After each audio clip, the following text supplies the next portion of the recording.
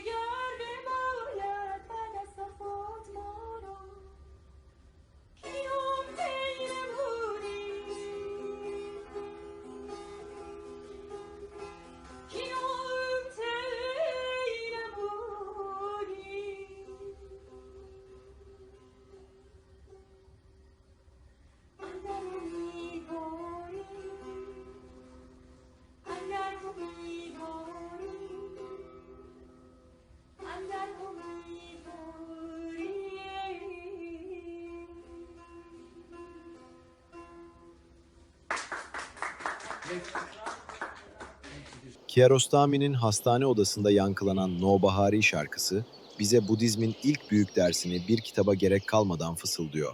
Ses geçicidir. Sesin kalpte uyandırdığı o yoğun duygu geçicidir. Yataktaki o yorgun beden geçicidir. Ama tam da bu geçiciliğin içinde o veda anı, o gözyaşı, o idrak, işte o sarsıcı bir biçimde gerçektir. Budizmin temel sezgisi şudur: bir şeyin geçici olması, onun değersiz olduğu anlamına gelmez.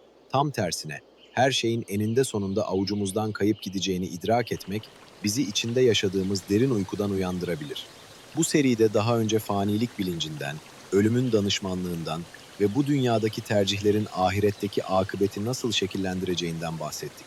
Şimdi aynı konuya 2500 yıllık başka bir pencereden bakacağız. Bu bölümde pusulamız, Bristol Üniversitesi'nden Profesör Rupert Getty'nin Budizmin Temelleri adlı eseri olacak. Bardo Tödol, yani Tibet'in Ölüler kitabı ile uyku ve rüya yogasına bir sonraki videoda gireceğiz. Çünkü bu ileri düzey öğretiler, Budizmin temel haritası anlaşılmadan havada kalır. Budizmin başlangıcında tıpkı bizim gibi etten ve kemikten bir insan var, Gotama. Geleneksel anlatıya göre Gotama, Kuzey Hindistan'da soylu bir ailenin çocuğu olarak dünyaya geldi. Konforlu, güvenli ve tüm dertlerden yalıtılmış bir saray hayatı sürdü. Evlendi, baba oldu. Hayatın sadece parıltılı ve korunaklı tarafını tanıdı. Ancak en kalın saray duvarları bile o kaçınılmaz soruları engelleyemedi. İnsan neden yaşlanır? Beden neden hastalanır? Ve o mutlak son, yani ölüm, neden kapımızı çalar? Eğer sevdiğimiz her şey bir gün değişecekse ve eğer tutunduğumuz bu beden yakın gelecekte çözülüp toprağa karışacaksa, huzuru değişen şeylerde aramak, akıntıya kapılmış bir dala sarılmaya benzemez mi? Gautami'nin büyük arayışı işte bu varoluşsal dürüstlükle, yani gerçek huzurun nerede olduğu sorusuyla başlar. Gautami, arayışına sarayın konforunu terk ederek başlar. Ardından tam zıttına çileciliğe yönelir. Bedenini aç bırakır, arzularını ezmeye çalışır. Adeta kendi varlığını hırpalayarak hakikate ulaşmak ister.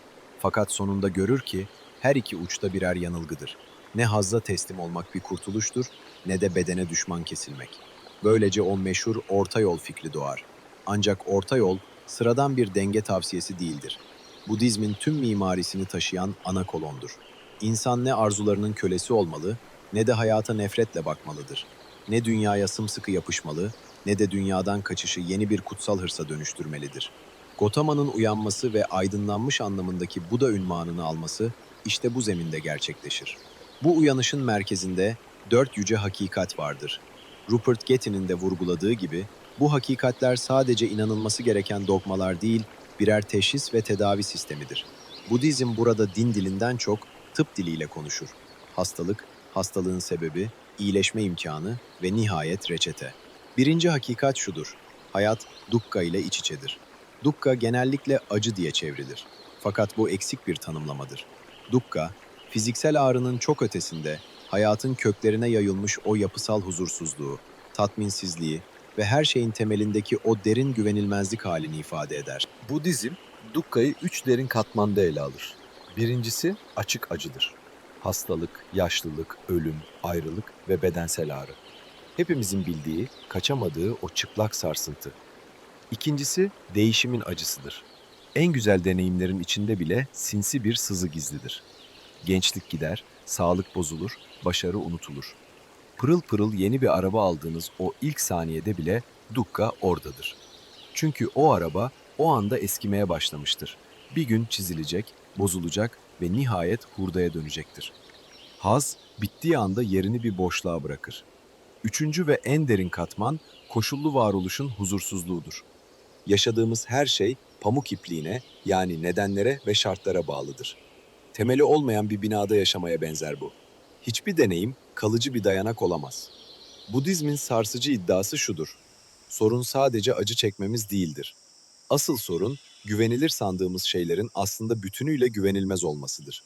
İnsan bu gerçeği görmeyi reddettiğinde, geçici olanın kalıcı huzur vereceğini sanır. İşte bu büyük yanılgı kırıldığında, dukkha tüm çıplaklığıyla görünür hale gelir. İkinci hakikat, bu yapısal huzursuzluğun kökünü, yani hastalığın kaynağını açıklar. Budizme göre Dukka'nın temelinde kör bir arzu, tutunma çabası ve derin bir cehalet yatar. Buradaki arzu yalnızca maddi bir iştah değildir. İnsan haz ister, var olmak ister, başka biri olmayı diler. Bazen de tam tersi, yok olmayı, tamamen silinip gitmeyi ister. Budizm açısından tüm bunlar aynı derin ve dindirilemez susuzluğun farklı maskeleridir. İnsan sadece mala, mülke veya bedene tutunmaz. Fikirlere tutunur, kimliğine tutunur, kendi kurguladığı hayat hikayesine tutunur. Haklı çıkma hırsına, hatta bazen dini ve ahlaki görüşlerine bile tutunur. İşte burada Budizmin meşhur sal benzetmesi hayati bir önem kazanır. Bir adam, azgın bir nehri geçmek için bir sal yapar ve sağ salim karşı kıyıya ulaşır. Ancak nehrin ötesine geçtiğinde bu sal bana çok yardım etti diyerek onu sırtına alıp taşımaya devam ederse artık o sal bir kurtarıcı değil, ağır bir yüktür. Buda'nın öğretisi de böyledir. O bir amaç değil, bir araçtır. Amaç ona yapışmak değil, onun yardımıyla hakikat kıyısına ulaşmaktır. Üçüncü hakikat, bu boğucu döngüden çıkışın mümkün olduğunu müjdeler. Eğer Dukka'nın kökü kör arzu, nefret ve cehaletse, bu ateşlerin sönmesiyle huzursuzluk da sona erebilir. İşte burada Nirvana devreye girer. Nirvana, genellikle sanıldığı gibi pasif bir yok oluş değildir. Kelime anlamıyla sönmek ya da üflenip söndürülmek demektir. Söndürülen şey varlığın kendisi değil, zihni yakan o üç büyük ateştir: açgözlülük, nefret ve yanılsama. Nirvana, bir odayı yok etmek değil, o odadaki yangını söndürmektir. Yangın söndüğünde oda kaybolmaz. Aksine duman dağılır ve eşyaların gerçek renkleri ilk kez görünür hale gelir. Uyanış, işte bu soğuma anıdır. Bu ateşleri söndüren bir insan dünyadan silinmez. Yaşamaya, yürümeye, konuşmaya ve çalışmaya devam eder. Ancak artık eylemlerinin arkasında o eski, kör dürtüler yoktur. Onun düşünceleri ve davranışları Artık hırs ve öfke tarafından değil, cömertlik, dostluk ve duru bir bilgelik tarafından yönlendirilir. Dördüncü hakikat, bu kadim teşhisin reçetesidir. Yol. Bu yol birbirini besleyen 8 temel unsurla örülmüştür. Doğru görüş, doğru niyet, doğru söz, doğru eylem, doğru geçim, doğru çaba, doğru dikkat ve doğru yoğunlaşma. Ancak buradaki doğru kelimesini dar bir ahlakçılık ya da toplumsal bir yargı olarak okumamak gerekir. Budizmin doğrusu, uyanışa hizmet eden, yerinde olan, hakikate uygun olan demektir. Bir keman telinin ne çok gevşek ne çok gergin, tam da olması gereken ayarda tınlaması gibi. Doğru görüş, hayatın geçici doğasını ve varoluşun o yapısal huzursuzluğunu, yani dukka'nın mekanizmasını berrak bir zihinle görebilmektir. Doğru niyet, zarar vermeyen, öfkeyi büyütmeyen ve açgözlülüğün esiri olmayan bir içsel yöneliştir. Doğru söz, kelimelerin gücünü idrak edip yalandan, bölücü dilden ve kalbi yaralayan her türlü sözden hicret etmektir. Doğru eylem, başkalarına ve kendine zarar vermeyen, şiddetten uzak, dürüst bir varoluş biçimidir. Doğru geçim, hayatını idame ettirirken başkalarının sömürüsüne ya da acısına dayalı bir uğraşın parçası olmamaktır. Doğru çaba, zihindeki karanlık eğilimleri nezaketle dizginleyip aydınlık tohumları büyütme gayretidir. Doğru dikkat, bedendeki duyumların, zihindeki düşüncelerin ve deneyimlerin şimdideki akışını filtresizce fark etmektir. Doğru yoğunlaşma, zihni o dağınık ve gürültülü halinden kurtarıp dinginliğin en derin katmanlarına taşıyan meditasyon halidir. Budizm, ahlak ile zihin eğitimi arasına aşılmaz duvarlar örmez, aksine onları tek bir gövdede birleştirir. İnsan, yalnızca iyi davran telkiniyle köklü bir dönüşüm yaşayamaz. Çünkü her davranışın arkasında bir niyet, her niyetin arkasında yerleşik bir alışkanlık, her alışkanlığın arkasında ise zihnin dünyayı algılama biçimi vardır. Bu yüzden Budist yol sadece dışarıdaki meyveyi düzeltmeye çalışmaz. Doğrudan zihnin köklerini dönüştürmeyi, o toprağı yeniden işlemeyi hedefler. Şimdi Budist kozmosun o uçsuz bucaksız haritasına adım atalım. Modern insan için kozmos yalnızca yıldızlar, galaksiler ve fiziksel boşluktur. Oysa Budist kozmoloji sadece dış uzayın değil, bilinç hallerinin, ahlaki eğilimlerin ve varoluş imkanlarının haritasıdır. Rupert Getty'nin tasvir ettiği bu düzende samsara, yani doğum-ölüm döngüsü, içine cehennem varlıklarını, aç hayaletleri, hayvanları, insanları ve tanrıları alan devasa bir varoluş sahnesidir. Burada çok hassas bir dengede durmalıyız. Modern okur, bu alemleri genellikle psikolojik birer sembol olarak görmeye eğilimlidir. Bu okuma kuşkusuz faydalıdır. Çünkü öfke, açgözlülük ve cehalet daha biz bu hayattayken kendi zihinsel cehennemlerimizi inşa eder. Öfkeyle kavrulan bir zihin, cehennem alemini, dindirilmez arzularla yanan bir nefis, aç hayaletlerin ıstırabını yaşar. Ancak geleneksel Budist kültürde bu alemler sadece sembol değil, gerçek varoluş katmanlarıdır. Budizmi sadece psikolojiye indirgersek, onun binlerce yıllık kozmik dünyasını eksiltmiş oluruz. Bu kozmoloji, projemiz açısından hayati bir gerçeği fısıldar. Hayat ile ölüm sonrası arasında mekanik bir ödül-ceza ilişkisi yoktur. Bunun yerine niyetlerin, alışkanlıkların ve zihinsel eğilimlerin kesintisiz akışı, yani karma vardır. İnsan bu dünyada hangi zihinsel tohumları suluyorsa, ölüm sonrasındaki hasadı da o tohumlardan bağımsız değildir. Ancak burada bir şerh düşmeliyiz. Budizm'de bizim tezimize aynen uyuyor demek yanıltıcı olur. Çünkü Budizm'de İslam, Hristiyanlık ya da ruhçulukta olduğu gibi kalıcı ve değişmez bir ruh öğretisi yoktur. Budizm, aynı ruh bir bedenden diğerine geçer demez. O, bir neden-sonuç sürekliliğinden söz eder. Tıpkı bir mum alevinin başka bir mumu yakması gibi. İkinci alev, birincinin aynısı değildir ama ondan kopuk da değildir. İşte bu bizi Budizmin en zorlu ve en özgürleştirici fikrine getirir. Anatta, yani benliksizlik. Budizm, siz hiç yoksunuz demez. Şunu söyler, ben dediğiniz şey sabit ve bağımsız bir öz değil. Geçici unsurların bir araya gelmesiyle oluşan bir süreçtir. Budist analize göre insan, beden, duygu, algı, zihinsel oluşumlar ve bilinçten oluşan 5 kümenin bileşimidir.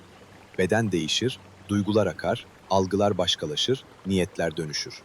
Bunların içinde işte değişmeyen gerçek öz budur diyebileceğimiz sabit bir merkez yoktur. Dilimiz gereği ben mutluyum ya da ben üzgünüm deriz. Sanki bu duyguların içinden geçen değişmez bir sahip varmış gibi. Budizm ise o can alıcı soruyu sorar. Bu sahip nerede? Bedende mi, hatıralarda mı, yoksa düşüncelerde mi? Her baktığımız yerde sadece değişim görürüz. O halde benlik sabit bir cevher değil, sürekli akan süreçlere verdiğimiz bir attır. Bu fikir ilk bakışta ürkütücü gelse de Budizme göre özgürlüğün kapısıdır. Eğer sabit bir benlik yoksa korkularımız, yaralarımız ve o sarsılmaz sandığımız öfkelerimiz de mutlak değildir. Oluşmuş olan her şey çözülebilir. Peki, kalıcı bir benlik yoksa yeniden doğan kimdir? Budist cevap şudur. Yeniden doğan, sabit bir ruh değil, karma tarafından şekillenen bir bilinç akışıdır. Bu, neden-sonuç zincirinin bir sonraki halkasına devredilmesidir. Budizm, ruh varsayımından ziyade deneyimlerin nasıl birleşip nasıl dağıldığını inceler. Bu durum, bağımlı ortaya çıkış ilkesiyle mühürlenir. Hiçbir şey tek başına, bağımsız ya da kendi kendine var olamaz. Bir öfke bile yalnız değildir.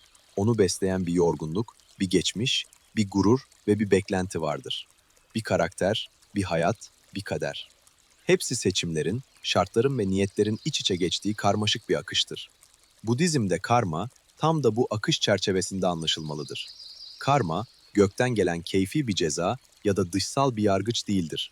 Esasen niyetli eylemdir. Bedenle, sözle ama en çok da zihinle yapılan her niyetli davranış bir iz bırakır. Bu izler sadece ölüm sonrasını değil, bu hayattaki eğilimlerimizi, karakterimizi ve deneyim kalıplarımızı da ilmek ilmek dokur. Bir insan sürekli öfkeyle yaşarsa, öfke artık zihninin otomatik yolu haline gelir. Sürekli kıyas, hırs ve açlıkla yaşayan bir zihin, dünyayı artık sadece eksiklik üzerinden okumaya başlar. Aksine dikkat, merhamet ve dürüstlükle yaşandığında zihni şekillendiren kumaş bu erdemlerle dokunur. Budizm'de karma bir ceza sistemi değil, bir neden-sonuç sürekliliğidir. Rupert Getty'nin sunduğu Abhidharma yaklaşımında bu mesele cerrahi bir titizlikle analiz edilir. Abhidharma, Budist düşüncenin teknik ve analitik yüzüdür. Sutra metinleri hikayeler ve benzetmelerle konuşurken, Abhidharma deneyi parçalarına ayırır. Burada insan, sabit bir ruh değil, saniyede binlerce kez yanıp sönen fiziksel ve zihinsel olayların bir akışı olarak görülür. Bunu bir sinema perdesi gibi düşünebiliriz. Perdede kesintisiz, akışkan bir hareket görürüz. Oysa gerçekte bu hareket hızla akan bağımsız karelerden oluşur. Perdenin büyüsüne kapılmak yerine kareleri fark etmeye başladığınızda tepkilerin o kör otomatikliği de kırılmaya başlar. Bugün ben hissediyorum, ben düşünüyorum dediğimiz o tek parça görünen deneyim aslında sayısız küçük temasın, algının ve niyet anının birleşimidir. Bir örnek düşünelim. Biri size sert bir söz söyledi. Eğer zihniniz eğitimsizse bu tek bir saldırı gibi algılanır ve anında savunmaya geçilir. Oysa Abhidharma analiziyle bakarsak önce ses işitilir. Sonra o sese bir anlam verilir. Ardından bana saygısızlık yapıldı düşüncesi doğar ve en son bedende gerilim, dilde ise karşılık verme isteği belirir. Eğer bu zinciri hiç fark etmezsek sadece bir tepki makinesi oluruz. Ama eğer fark edersek o zincirin halkaları arasında devasa bir özgürlük alanı açılır. İşte Budist meditasyon tam bu noktada devreye girer. Getty'nin anlattığı üzere meditasyon iki kanatlıdır. Sakinleşme ve içgörü. Sakinleşme, zihnin o vahşi dağınıklığını dindirir. Zihin daha berrak, daha kararlı ve daha az savrulur hale gelir. Ancak sakinlik tek başına yeterli değildir. Çünkü sakinleşmiş bir zihin bile yanılgı içinde olabilir, hatta o sahte huzura bile tutunabilir. Bu yüzden içgörü şarttır. İçgörü, deneyimi tüm çıplaklığıyla görme çabasıdır. Bedenin, duyguların ve düşüncelerin geçiciliğini, onların kalıcı bir mutluluk vaat etmediğini ve ben diye tutulacak sabit bir öz barındırmadığını idrak etmektir. Sakinlik zihni durultur. İçgörü ise o duru suyun dibindeki hakikati görür. Bu iki güç birleştiğinde Budist yol sadece bir fikir olmaktan çıkar, yaşayan bir dönüşüme evrilir. Şimdi Budizmin tarihsel derinliğinde bir adım daha ileriye gidip Mahayana geleneğine kısa bir köprü kuralım. Budizm zamanla farklı coğrafyalarda farklı renkler kazandı. Ancak Rupert Getty'nin vurguladığı gibi Mahayana kadim mirası reddetmek yerine ona devasa bir derinlik ekledi. Bodhisattva ideali. Bodhisattva yalnızca kendi kurtuluşunu değil, tüm varlıkların uyanışını hedefleyen kişidir. Başlangıçta insan sadece kendi acısından kaçmak ister. Fakat yol derinleştikçe görür ki acı yalnız tek bireye ait değildir. Tüm varlıklar yaşlanır, korkar, kaybeder ve tutunur.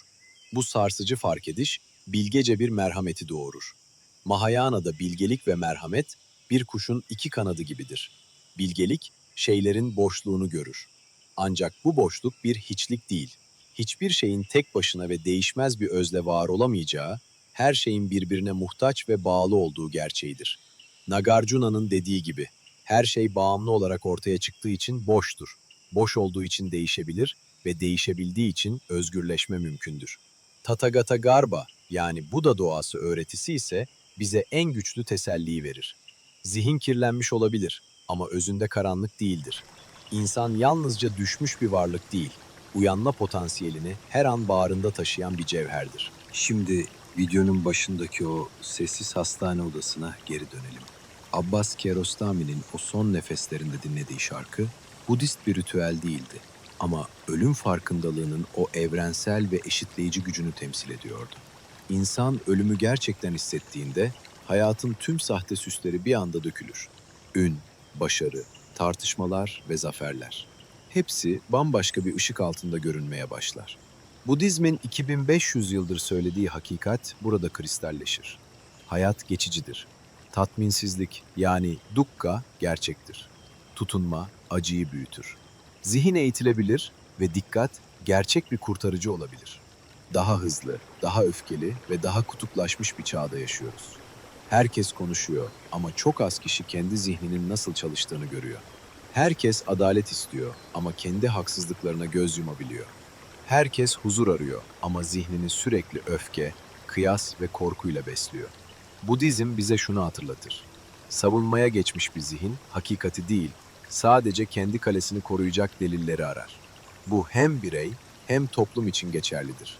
Güven zayıfladığında zihin savunmaya geçer. Hakikati değil, kendi kalesini onaylayan delilleri toplamaya başlar. Eğer bu kolektif savunma duvarını indirecek o varoluşsal sessizliğe ulaşabilirsek, başkasının acısının bizim acımızdan ayrı olmadığını idrak edebiliriz. Bir toplumun dili öfkeyle dolarsa, o toplum cehennem alemini daha bu dünyada yaşamaya başlar. Merhamete, dikkate ve doğru söze değer veren bir toplumunse, ölüm karşısındaki duruşu değişir. Dolayısıyla, öldükten sonra nereye gideceğimizden önce, şu anda hangi zihin yapısıyla yaşıyoruz diye sormamız gerekir. Budizmin ilk dersi budur. Hayat, ölümün dışında değildir. Ölüm, hayatın sonunda ansızın başlayan yabancı bir gerçeklik değil. Her nefeste, her değişimde ve her bırakışta saklı olan bir süreçtir. Budist öğretiye göre ne ekersek yalnız bu dünyada değil, ölüm ötesindeki yolculukta da onunla karşılaşırız. Bizim bu karşılaştırmalı projemiz açısından asıl soru baki kalır. İnsan yaşarken zihnini, karakterini ve dikkatini nasıl biçimlendirir? Ve bu biçimlenme, ölümün o büyük aynasıyla karşılaştığında neye dönüşür? Bir sonraki bölümde bu temel üzerinde ilerleyerek Tibet Budizmine geçeceğiz. Bardo Tödola yani Tibet'in Ölüler kitabına bakacak ve şu sorunun cevabını arayacağız. Eğer ölüm bir son değil de bilincin en büyük geçişi ise insan yaşarken bu geçişe nasıl hazırlanmalı? Bu soruları sizinle birlikte düşünmeye devam etmek istiyorum. Yorumlarınız ve katkılarınız bu zorlu ama ışıklı yolculuğu birlikte sürdürmemizi sağlıyor.